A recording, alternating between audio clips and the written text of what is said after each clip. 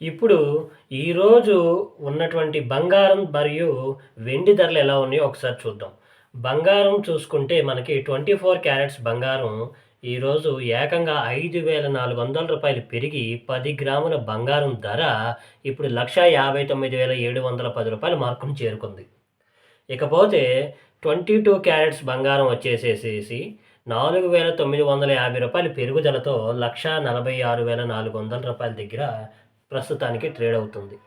ఇకపోతే వెండి పరిస్థితి అయితే మరీ భయంకరంగా ఉంది. ఏకంగా ఇవాళ ఒక్కరోజే కేజీకి రూ. 15,000 పెరిగింది.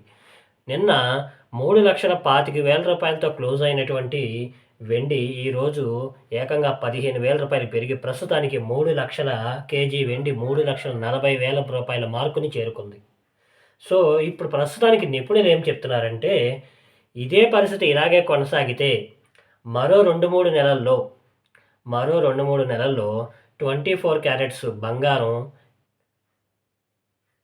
1,70,000 మార్కుకి ఈజీగా చేరుకుంటుందని చెప్పి అంచనా చెప్తున్నారు. ప్రస్తుతానికి 1,59,710 మరికొన్ని రోజుల్లో, మరికొన్ని నెలల్లో 1,70,000 మార్కుని చేరుకునే అవకాశాలు ఎక్కువగా ఉన్నాయని చెప్తున్నారు.